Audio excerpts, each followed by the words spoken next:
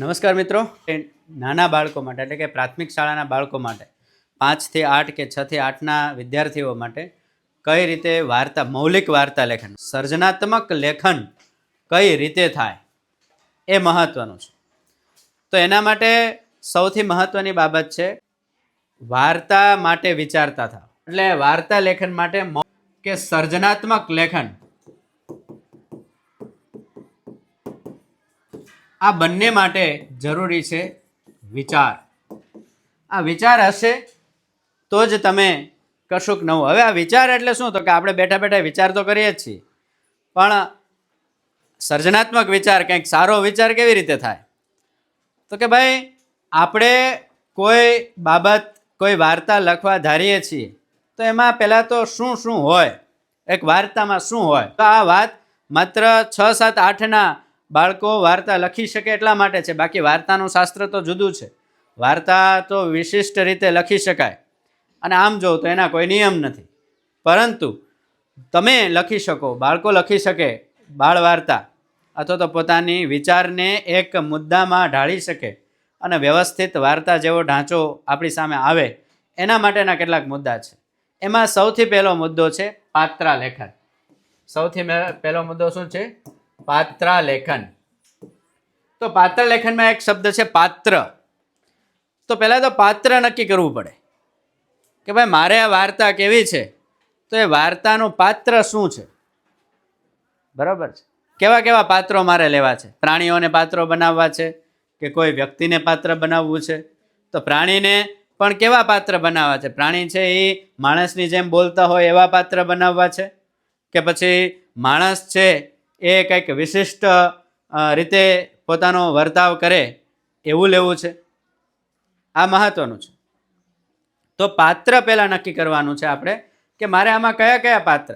હવે પાત્ર તમે ક્યારે નક્કી કરી શકશો? જ્યારે તમારી પાસે એક ઘટના હશે. બરાબર છે. ઘટના કે ભાઈ મારે આવી એક ઘટના બતાવવી છે.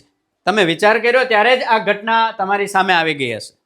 તમે જ્યારે વિચાર કર્યો હશે ત્યારે જ કે ભાઈ મારે વિચાર એવો કરવો છે કે ભાઈ સિંહ છે, બરાબર છે, એ ઉડતો હોય. બરાબર છે. મારે હાથી ઉડાડવો છે. ખુરાફાથી વિચાર આવે ને. સર્જનાત્મકતા એટલે હું કોઈ ન વિચારે એવું વિચારવું ને એને સર્જનાત્મકતા કહેવાય. સર્જનાત્મકતા શું છે? કે જે કોઈ ન વિચારે, બરાબર છે, ને વિશિષ્ટ રીતે આપણે વિચારીએ એને સર્જનાત્મકતા કહેવાય. પણ હાથી એવો આપણે વિચારવો છે કે એ જંગલમાં જાય અને જંગલમાં જાય રે, બધું હાથી જેવું જ બિહેવ કરે, પણ છેલ્લે ખબર પડે કે આ તો રોબોટ હતો હાથીનો. આને સર્જનાત્મક. કંઈક અલગ જુદું, કોઈ ન વિચારી શકે એવું, અને છેલ્લે એનો ઘટસ્ફોટ થાય કે ઓહો આ તો આમ હતું. આ વાર્તા છે. જો આપણે નાનપણમાં હતા ત્યારે નાની નાની વાર્તાઓ વાંચતા હતા, બરાબર, અથવા તો સાંભળતા હતા દાદા દાદી પાસે ત્યારે કે શિક્ષક પાસે, ત્યારે આવું જ થતું કે છેલ્લે એક ઘટસ્ફોટ થતો કે ઓહો આ તો આને તો આવું થઈ ગયું. એક સામાન્ય વાર્તા આપણે પછી લઈશું અને એના મુદ્દાઓ પ્રમાણે તમને હું સમજાવીશ કે આવું આવું થઈ શકે. મારે હમણાં તમને મુદ્દાઓ કહેવા છે ને એમાં મુદ્દામાં આપણે પેલું પાત્રાલેખન લીધું, બીજી ઘટના લીધું. હવે પાત્ર લ્યો એટલે પાત્રના પહેરવેશ નક્કી થાય, પાત્રની બોલી નક્કી થાય. બરાબર છે કે આની ભાષા કેવી હશે?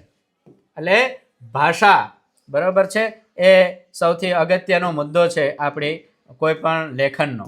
આપણે આપણા સમાજમાં જે જોઈએ છીએ, આપણને મળતા વ્યક્તિઓમાં જે જોઈએ છીએ, આ વ્યક્તિઓની વાતને આપણે સમજવાની છે, સાંભળવાની છે. વાર્તા લખવા માટે સૌથી મોટો ટૂલ છે ને તો એ છે કે તમે તમારી આસપાસના લોકોની ભાષાને સાંભળો. આસપાસના લોકો જે સંવાદ કરે છે એને સાંભળો, એ પ્રમાણે ભાષા કઢાય. લહેકો છે દરેક બોલીનો, દરેક પ્રદેશનો, તો એ પ્રદેશની બોલી પ્રમાણે એના પાત્રમાં આવે તો આપોઆપ ખબર પડી જાય. તમારે કહેવું ન પડે કે આ પાત્ર છે અહીંનું છે. બરાબર છે. એની ભાષા પ્રમાણે, એની બોલી પ્રમાણે, એના સંવાદો જે થાય, બરાબર છે, એના પ્રમાણે થાય એટલે આપોઆપ એને ખબર પડે કે આ પાત્ર છે અથવા તો આ વાર્તા છે આ પ્રદેશની છે. સંવાદ કેવા હોવો જોઈએ? તો કે પાત્ર છે, બે પાત્રો મળે છે તો એકબીજાને આના સંવાદ પૂરો થાય તો એના જવાબમાં અથવા તો એના પ્રતિકારમાં એનો સંવાદ હોવો જોઈએ. સંવાદો છે, બરાબર છે, એ વાર્તાને ઘડે છે. વાર્તા છે આગળ ચાલતી જાય છે.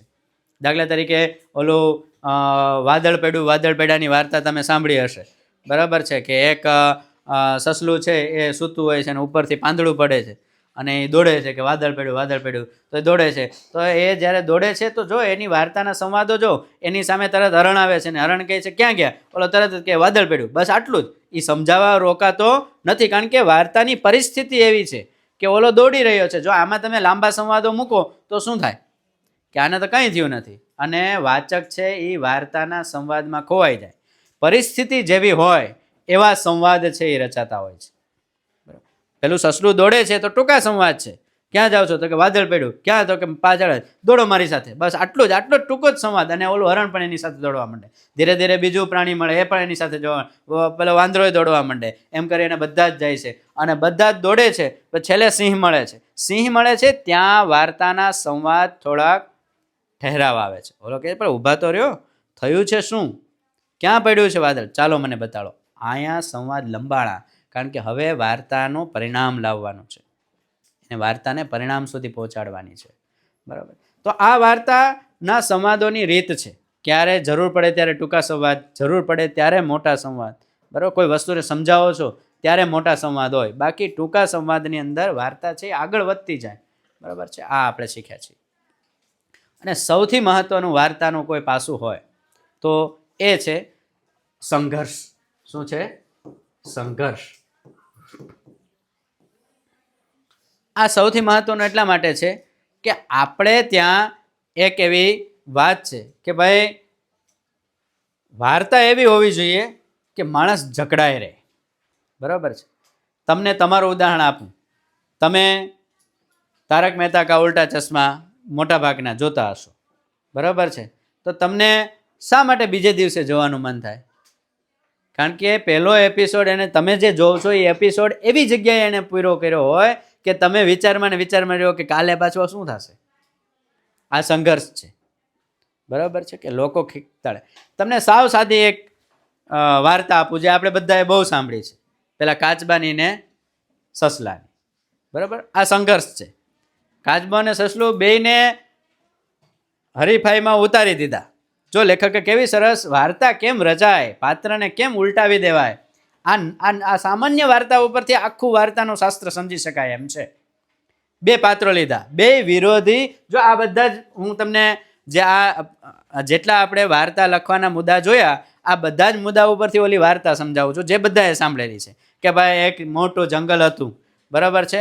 જંગલની અંદર ઘણા બધા પ્રાણીઓ રહેતા હતા. એ પ્રાણીઓમાં એક સસલું અને એક કાચબો પણ રહેતા હતા. રોજ તળાવ કિનારે એ પાણી પીવા માટે બંને ભેગા થાય, અને એમાં એક દિવસ બંને ચડસી થઈ ગઈ વાતોમાં, અને એમાં નક્કી કરવામાં આવ્યું કે ચાલો ભાઈ આપણે બે એક વખત હરીફાઈ લગાવીએ.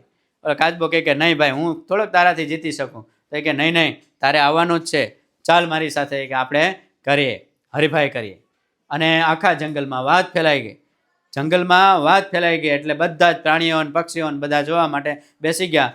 રસ્તો નક્કી કરવામાં આવ્યો કે અહીંથી લઈને સામેના ઓલા ટેકરી ઉપરનો વડ છે ત્યાં સુધી આને બેયને દોડવાનું છે. બે એક રેખા ઉપર દોરી કરવામાં આવીને ત્યાં ઊભા રાખવામાં આવ્યા, અને ત્યાંથી પછી દોડવાના છે.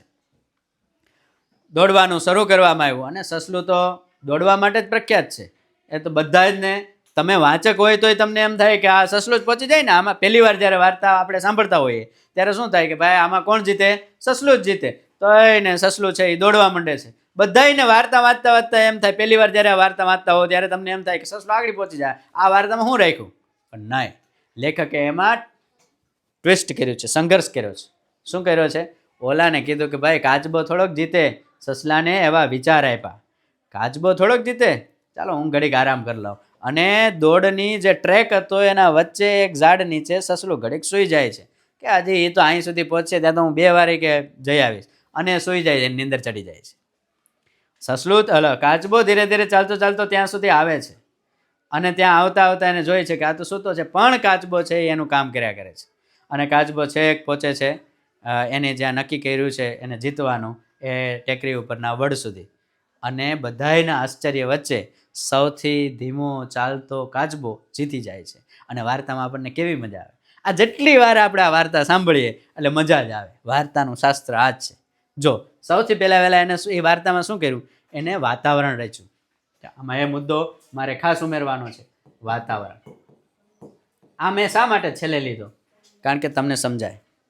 જ્યારે તમારી પાસે આટલા સાધન સામગ્રી વાર્તા રચવા માટે ભેગી થઈ ગઈ હશે ને, એ પછી સૌથી પહેલો મુદ્દો વાર્તાનો છે કે વાર્તાનું વાતાવરણ રચાય, એનો પરિવેશ, એ ક્યાં છે, શું છે એ પાત્રો, બરાબર છે, કઈ રીતે છે. કે જો તો એક મોટું જંગલ હતું, એમાં ઘણા બધા પ્રાણીઓ રહેતા હતા, આવ્યું ને, બરાબર છે. આ જ વાર્તાની સાથે સાથે તમે યાદ કરો તમારા 6ઠા 7મા 8મા ધોરણમાં આવતા જુમા ભીસ્તી પાઠને, બરાબર. જુમા ભીસ્તી પાઠ છે એ શરૂઆત થાય છે ત્યારે કેવું થાય છે કે ભાઈ આણંદપુર નામનું એક ગામ છે, એ ગામને છેવાડે 3 ઝૂંપડાઓ છે, એ ઝૂંપડાઓ બધાય એમાં ઝૂંપડાઓ કેવા છે એનું વર્ણન આવે છે. એક ઓલાની વચ્ચેથી નીક પસાર થાય છે, એના કિનારે ઝૂંપડા છે, એમાં એકમાં ઘાસ ભરાય છે, બીજાની અંદર ઝુમો રહે છે, અને ત્રીજામાં પેલો એનો પાડો વેણું રહે છે. આખું તમને પહેલાં આખું વાતાવરણ રચી દે અને પછી વાર્તામાં લઈ જાય. તો મોટાભાગની વાર્તાઓ જંગલની હશે તો એમાં એક મોટું જંગલ છે અને એમાં વિવિધ પ્રકારના પ્રાણી પક્ષીઓ રહે છે અને એમ કરીને આખી વાત છે એ શરૂ થાય છે. તો આ વસ્તુ છે કે વાતાવરણ રચાય. વાતાવરણ રચાય પછી એ પાત્રો કયા ભૂમિ ઉપરના છે, બરાબર છે. જો તમે ગામડાના પાત્રો હોય તો તમે એમ ન કહી દો કે એક મોટું જંગલ હતું ત્યાં ગામડાવાળા રહેતા હતા. આ વાર્તાની વ્યાજબી વાત નથી, બરાબર. મોટા મોટા પક્ષીઓને લઈને પછી એમ સીધું ચાલુ કરી દો કે ભાઈ એ મોટા મોલમાં રહેતા હતા, એવું ન ચાલે. એટલે ચાલે, કલ્પના એ પણ થઈ શકે, પણ એના માટે તમારે ભૂમિકા તો રચવી જ પડે કે એક જંગલમાંથી એક સિંહ છે એ અચાનક શહેરમાં આવી ગયો, મોટા સિટીની અંદર આવી ગયો. તમારે ભૂમિકા તો રચવી જ પડે. એટલે પાત્ર જેવા છે એવું વાતાવરણ રચાય છે. પાત્ર જે સંવાદ બોલે છે, જે ભાષા બોલે છે, એવું વાતાવરણ રચાય છે. જે ઘટના જે પ્રકારની છે, તમે વિચાર કર્યો છે જે ઘટનાનો, એ ઘટના જે પ્રકારની છે એવું વાતાવરણ રચાવવું જોઈએ. અને એના માટે જરૂરી છે તમારે ભાષા. તમે આ ભાષા કઈ રીતે લખો છો, તમે કેવી રીતે લખો છો, એ સૌથી મહત્વનું છે. એટલે તમારી પાસે પહેલાં તો એક વિચાર આવશે, બરાબર છે. હવે જો આખું ફરીથી આપણે પાછા એ કાચબાને એની વાતમાં જાય કે કાચબો ત્યાં પહોંચી જાય છે અને આશ્ચર્ય થાય છે. તો એ લેખકનું મેં તમને કીધું એમ કે એણે વાતાવરણ રચ્યું પહેલાં, પછી 2 પાત્રો લીધા. એ 2 પાત્રો પણ કેવા લીધા? જો હવે તમારે શું કરવાનું છે, પાત્ર પસંદ કરવાના છે વાર્તા રચવા માટે. તો પાત્રો કેવા પસંદ કર્યા કે બંને વિરોધાભાસ છે. પાત્રો 2 જુદા જુદા લક્ષણવાળા છે, અને જુદા જુદા લક્ષણવાળા છે એમાં એ 2ના લક્ષણમાંથી એકનું લક્ષણ આખું ચેન્જ થઈ જાય છે છેલ્લે પહોંચતા સમયે, કે જે વિશ્વમાં સૌથી દોડવા માટે પ્રખ્યાત છે એ જ નથી પહોંચી શકતો, એ જ દોડતો નથી. આ ચમત્કૃતિ છે, આ વાર્તાની મહાનતા છે, આ વાર્તાનો એક સરસ મજાનો પોઈન્ટ છે, બરાબર છે. એટલે તમે પાત્ર જે પસંદ કરો છો એને છેલ્લે પહોંચતા પહોંચતા એ પાત્ર કંઈક જુદું જ વર્તન કરે, બરાબર. એ અચાનક બધાને આકર્ષી લે છે કે વાહ કેટલી સરસ વાર્તા છે, કેટલી સરસ વાત છે. તો આ મહત્વનું છે. પાત્ર લેખન, ભાષા, સંવાદ, આ બધું જ મળી અને એક સરસ મજાની વાર્તા બને છે. હવે આ તો થઈ એના મુદ્દાઓ કે કઈ રીતે વાર્તાઓ રચાય છે.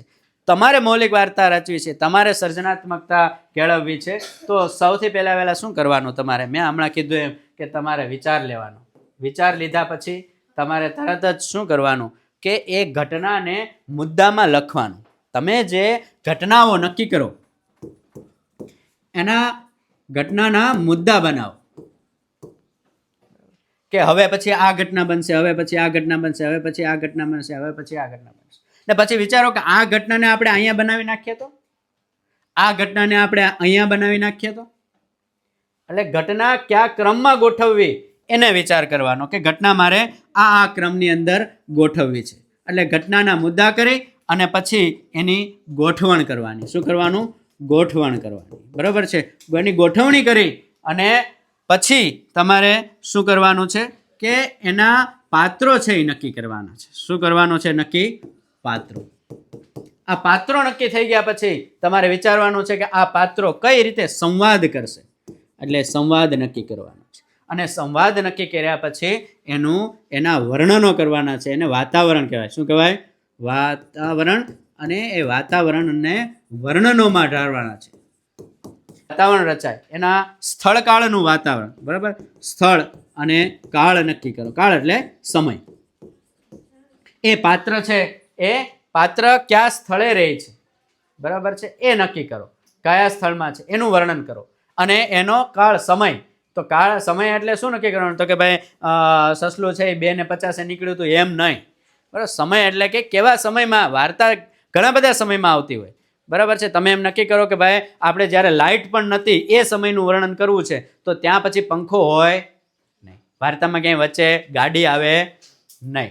તમે એમ નક્કી કરો કે મારે 2065 પછી શું થશે, એવો સાયન્સ ફિક્શન વિચાર, બરાબર, વિજ્ઞાન કલ્પના તમારે કરવી છે, તો ત્યાં તમારી રીતે તમારે વિચારવાનું છે કે એ સમયમાં બધું કેવું હશે, એ સમયમાં વાહનો કેવા હશે, એ સમયમાં રહેઠાણ કેવું હશે. તો આ મહત્વનું છે. એટલે તમારે તમારો સમય અને સ્થળનું વર્ણન પણ કરવાનું છે, બરાબર. અને આ બધામાં એક વસ્તુ છે સંઘર્ષ. હમણાં તમને મેં સંઘર્ષની વાત કરી કે રસાકસી થવી જોઈએ, કંઈક એવું તત્વ આવવું જોઈએ કે તમને એમ થશે કે હવે પછી શું થાય, હવે પછી શું થશે. અને એ આપણે વાર્તાના પરિણામ ઉપર પહોંચીએ છીએ, પરિણામ સુધી પહોંચીએ છીએ. અને વાર્તાના પરિણામ પછી કોઈએ એમાં લખવાનું નથી કે બોધ, કે ભાઈ આ વાર્તામાં આવો બોધ મળે છે, નહીં. વાર્તામાં કોઈ પણ પ્રકારનો બોધ આપણે લખવાનો નથી હોતો, એ મળી જતો હોય છે વાર્તામાંથી. એવો આ દાખલા તરીકે હમણાં આગળ મેં વાત કરી તમને કે સસલાની અને કાચબાને, તો એમાંથી શું બોધ મળે છે? તો કે ભાઈ આપણી પાસે ગમે એટલી તાકાત હોય, ગમે એવું સામર્થ્ય હોય, તો તોય પણ આપણે ખોટી બડાફીઓ મારવી, ખોટી અભિમાન કરવું જોઈએ નહીં. ઘણી વખત એવું બને કે આપણે જે કરી નથી શકતા એ બીજા લોકો પણ કરી શકતા હોય છે. તો આ વસ્તુ છે, આ બધી બાબતો છે, એ એક સરસ મજાની વાર્તા તમારી પાસેથી આપી શકશે. એટલે આ બધા જ મુદ્દાઓ તો મેં કીધા જ, આ તો વાર્તા કેમ રચાય એના છે, પણ સૌથી મહત્વનું છે મિત્રો કે વિચાર. અને આ વિચાર માટે શું જરૂરી છે? વાંચન. તમે જેટલા વાર્તાના પુસ્તકો, જેટલા સરસ મજાના બીજા માહિતી આપતા પુસ્તકો વાંચશો, બરાબર છે, જેટલા પુસ્તકો વાંચશો એટલી તમને નવી બાબતો છે એ મળવાની છે. જો વાંચન નહીં હોય તો તમે કલ્પના પણ નહીં કરી શકો. ખાલી મોબાઈલ ઉપર કે ટીવી ઉપર કોઈ વાર્તાઓ જોઈ લેવાથી કે કોઈ વાત જોઈ લેવાથી તમે એના જેવું વિચારી શકશો, એનાથી મહાન નહીં વિચારી શકો. એ મહાન વિચારણા તમને ક્યારે મળશે? પુસ્તકોમાંથી. શા માટે? પુસ્તકો છે એ તમારી કલ્પનાને ખુલ્લો દોર આપે છે. એમાં પુસ્તકોમાં લખેલું છે કે જુમો આવો છે, તમે તમારો જુમો કલ્પના કરો છો. જુમો ભીસ્તી એ તમારી કલ્પનાનો જુમો ભીસ્તી છે, બરાબર. તમને કોઈ એમ કે ભાઈ અભિમન્યુ આવો છે, તો એ તમારી કલ્પનાનો અભિમન્યુ તમે તમારા મગજમાં બેઠાડશો. જ્યારે તમે ટીવીમાં જોવો છો કે તમારા મોબાઈલમાં કોઈ જોવો છો, તો કે ભાઈ આ તો આવો જોવાનો છે, આ તો આ રીતે જ છે, એ તમારા મગજમાં કલ્પના બેસી જાય. પછી આપણે રામને પણ એ જ રીતે વિચારીએ, અને કૃષ્ણને પણ એ જ રીતે વિચારીએ, અને અભિમન્યુને એ જ રીતે વિચારીએ. નહીં, તમને તમારી કલ્પનાનો, કાગડોય તમારી કલ્પનાનો હોવો જોઈએ. જરૂરી નથી કે કાગડો બધા કાળા જ હોય, બરાબર છે. તો જ્યારે તમે કલ્પના કરતા થશો, વિચાર કરતા થશો, ત્યારે આ શક્ય બનશે. પણ એ વિચાર પહેલાં તમારી પાસે જગતભરની માહિતીઓ અને જગત પરનો વાંચન હોય એ ખૂબ જરૂરી છે. તો આ બધી શરૂઆત ક્યાંથી થશે? તમે નાના પાયાથી કરો, બરાબર. પહેલાં તમે નાની ટૂંકી વાર્તાઓ વાંચો, સચિત્ર વાર્તાઓ વાંચો, અને એ વાર્તાઓ બાદ તમે નાના પુસ્તકો, ધીરે ધીરે મોટા પુસ્તકો, વાર્તાઓના પુસ્તકો, માહિતી આપતા પુસ્તકો, જનરલ નોલેજના પુસ્તકો, આમાંથી પસાર થશો. એમાંથી એકાદ વસ્તુ ક્યારેક ક્લિક થઈ જશે કે હો આનો, હવે દાખલા તરીકે કોઈ એક વસ્તુ છે કે ભાઈ કોમ્પ્યુટર છે એ સુપર કોમ્પ્યુટર બની જાય, બરાબર છે, તો ત્યારે કેવા કેવા પરિણામો આવી શકે. આજે એઆઈની સાથે આપણે બધા લડી રહ્યા છીએ, તો એઆઈ માટે કશું જ અશક્ય નથી એવી વાત આપણે ફેલાવવામાં આવે છે. એટલે જો એઆઈ સાથે સંલગ્ન કોઈ પણ બાબત છે તો એ તમે લ્યો, તો તમે એની કલ્પના કરી શકો કે આવનારા સમયમાં એઆઈ આવે ને આપણી જીવનને કઈ રીતે સરળ બનાવી શકે, બરાબર છે. અથવા તો એઆઈને કારણે માનવ જીવનમાં કેવા પડકારો આવી શકે, આ ઘણું બધું છે, બરાબર છે. તો તમે ગામડાની સામાન્ય વાત પણ કરી શકો કે ગામડામાં રહેનારો કોઈ સામાન્ય માણસ છે, મજદૂર માણસ છે કે જે પોતાના જીવન જીવવા માટેનો પ્રયત્ન કરી રહ્યો છે, અને એમાં અચાનક એને કંઈક એવું સૂઝી જાય કે એના કારણે એના જીવનનો વિકાસ છે અલગ દિશામાં જાય, આ પણ તમે કરી શકો. એટલે વાર્તાઓ રચવાના ઘણા બધા પાસા છે, પણ સૌથી મહત્વનું છે બે બાબતો. એક પુસ્તકનું વાંચન, જેના કારણે વિચાર આવે, અને બીજું કે તમે જ્યાં જીવો છો, તમે જે લોકો સાથે રહ્યો છો, તમારી આસપાસનું જે વાતાવરણ છે એને સાંભળો, સમજો.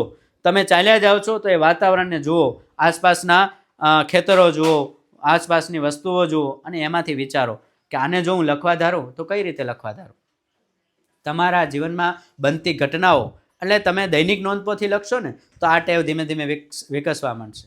તમારી ડાયરી તમે લખતા જાઓ, આખા દિવસમાં શું થયું છે એ ધીમે ધીમે લખશો તો એક દિવસ એવો આવશે કે તમે સરસ મજાનું લેખન પણ કરી શકશો. એટલે ચાલો તો તમને મૌલિક અને સર્જનાત્મક વાર્તા લખવા માટે સૌને શુભેચ્છા, અને આશા છે કે મારી આ વાત છે એ ક્યાંક તમને તમારા લેખન માટે, તમારા સર્જનાત્મક વિચારને એક વ્યવસ્થિત ક્રમબદ્ધ આપવા માટે ઉપયોગી નીવડી હશે. નમસ્કાર.